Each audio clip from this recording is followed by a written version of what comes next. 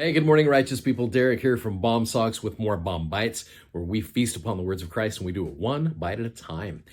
Today, I want to bring you into section 19 of the Doctrine and Covenants. Now, section 19's there's some great stuff. We're going to spend a couple days here. So with section 19, let me give you a little context here with this. So these, let me bring up these three men right here. So these three witnesses again. The Lord had said that there's going to be three witnesses to the Book of Mormon, and one of them, as you know, was Martin Harris. Now, Martin had kind of a rough go. He'd lost the 116 manuscript pages. Martin struggled with forgiving himself through this. So this actually became something that really bolstered Martin's faith, being able to know that he could be one of the three witnesses to this. So that really rejuvenated him, and he was excited to be able to be a part of this great work and to really feel like the Lord had forgiven him. So Martin renewed his efforts to be able to really financially help out with the Book of Mormon. So now that the Book of Mormon's done, it needs to be published. So at this point, I want to introduce you to one of Martin's close friends in Palmyra. His name was Egbert Bratt Grandin. We know him as E.B. Grandin here. E.B. Grandin was a local publisher. He was a printer. In fact, it's interesting. He had just barely gotten into the printing business. The story of E.B. Grandin is fascinating. In fact, let me show you his whole publishing site here. If you've been there, it's a way cool opportunity. They have missionaries there to show you around. The church purchased this. I think they haven't had it for very long. I think they got it maybe about 30 some odd years, maybe 30, 40 years ago.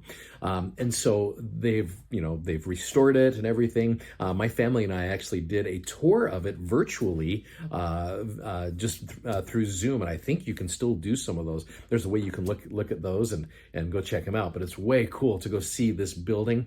And so E.B. Grandin, like I said, wasn't in the printing business for very long. I really believe the Lord put him into Joseph's life at a time where it needed, for such a time as this, as the scriptures say.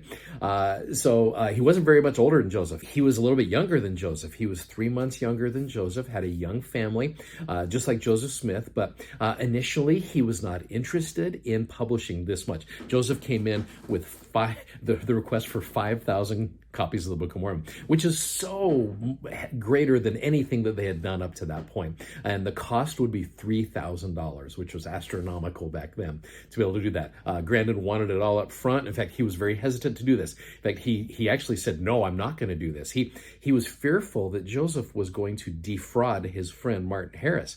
And so he's like, I'm not going to do this. And so Joseph was like, okay, then I guess we'll start looking around for other printers to be able to help out with this. And they'd secured actually one in Rochester, New York to do it. And Grandin was like, nah, all right, hang on, let me see what I can do. And even though it was a huge job, he required that $3,000 all up front to be able to do this. So it's kind of a cool little thing. Once the Book of Mormon, and this is kind of an afterthought, once the Book of Mormon was actually printed, it took several months to do all this. The typesetting was just a laborious type of thing. Very shortly after that, E.B. Grandin got right out of the business. He was an entrepreneur, and he went from one business to another. He actually has a lot in common with Joseph Smith. He died very young, right around the same time that Joseph died as well. There was a unique thing that I saw in an older article about E.B. Grandin as well. He had 6 kids. So his oldest son, Carlton, at age 6, developed what was called osteomyelitis, which was typhoid fever in the leg. Now, that may sound familiar to you because that's exactly what Joseph Smith had, that almost amputated his own leg with that. The sad thing is Grandin's son passed away from this. And so there's some similarities there with that. So I don't know if he and Joseph stayed connected with that, and Joseph was able to be a help to him during that time period. But anyway, just some interesting connections there with Joseph and E.B. Grandin. So in order to do this, Martin Harris would have to impart all of the land that he had legal right to. It was 151 acres, so he would have to mortgage that. And so that would take a lot of faith on Martin's part to be able to mortgage it. It was great property, and this was something that was very, very difficult for him to do. His wife already was not in support of this, as we know from previous stuff. And so here's section 19 of the Doctrine and Covenants. So I'd like you to read through this section here, knowing the trial that Martin is going through. And I'd like you, there's 41 verses here. Skim through it. You can just skim. Or if you wanted to, pick a number between 1 and 41 and see if there is a verse there that really can help Martin gain the confidence necessary to do his part to bring about this great and marvelous work.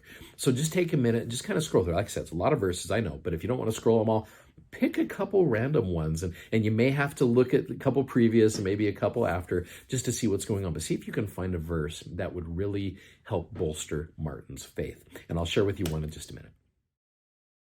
Okay, like I said, there's a lot of verses there, and there's a couple I want to focus on tomorrow as well with this context in mind. But let me share with you one here. It's a fairly well-known verse. In fact, it was the mutual theme, I think, just a couple of years ago. It's verse 23, where it says, "Learn of me." Now, keeping in mind here, this is the Lord speaking to Martin Harris. So it's almost like he is saying, Martin, learn of me and listen to my words. Walk in the meekness of my spirit, and you shall have peace in me. At this time in Martin's life, I think he still was looking for peace in Christ. And that's where, you go back to some of those songs back with this mutual theme, having peace in Christ and learning of him. This is one of those efforts, oftentimes giving up something. In Martin's case, it was 151 acres of the greatest property out there. Sometimes we need to give up things to get something better in return. And the things that we're going through help us learn of Jesus Christ, help us become like him, help us walk in the meekness of his spirit. And as we do these things, then we will have peace in him. And so Martin Harris was able to do that, and still to this day has lent his voice as one of the witnesses of the Book of Mormon. I love what Martin did. I recognize the difficulty that it was. Just same thing with you and I as well. Whether it's a young man or young woman ready to go on a mission or whatever it is all in an effort to learn of Jesus Christ, to listen to him, to walk in the meekness of his spirit. And as we do those things, we have peace in him. I can testify to you that's true. Hey, thanks for watching. Thanks for subscribing. And thanks for sharing. As always, we will see you tomorrow with the last day of section 19 that we're covering. You guys are great. Godspeed. See you tomorrow. Bye-bye.